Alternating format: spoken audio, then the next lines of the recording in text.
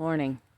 Today I'm working on a backhoe from Harbor Freight that has the Predator engine on it. It's the 301cc. It's the clone of the Honda GX 240. And the original issue was that the exhaust manifold had busted. And I came out to fix this and noticed that there was a really bad leak in the carburetor. So I started to pull the carburetor apart. And of course, when I first took off the air box, I see this on the inside and I'm going, oh no, this is bad. Look how rusty that is in there. It has been sitting out in the weather. But then I pulled the bowl. Y'all, this ain't right. Look at that. Look at it. That's so gross. This is what happens when you leave a piece of equipment out in the weather with gasoline in it and it gets water in the cylinder because the exhaust was left cupped open, and so the entire crankcase is full of water as well. I got to drain all the oil, but the carburetor got full, y'all.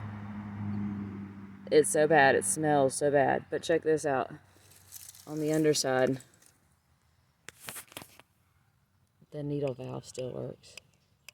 And the float's still floating. That's crazy. And look at that main jet, man. Just clogged so bad. Look, you can see the line right there where all the gook was sitting.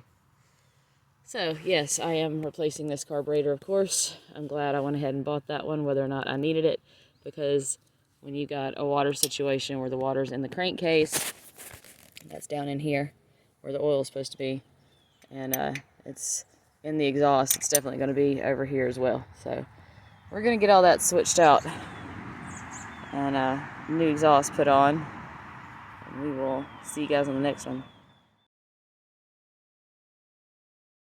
Poured out quite a bit of water first, probably at least a tablespoon.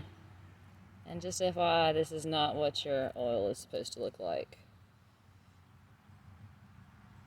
That's rough.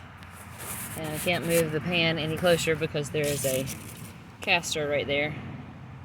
So what's dripping off is just dripping off.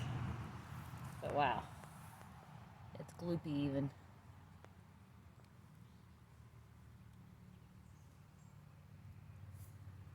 Gonna let that drain while we scrape the gaskets off here.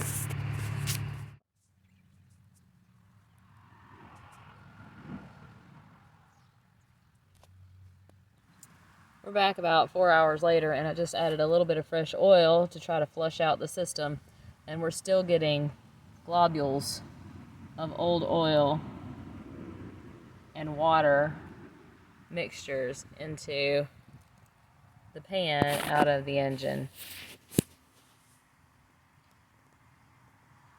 And it doesn't matter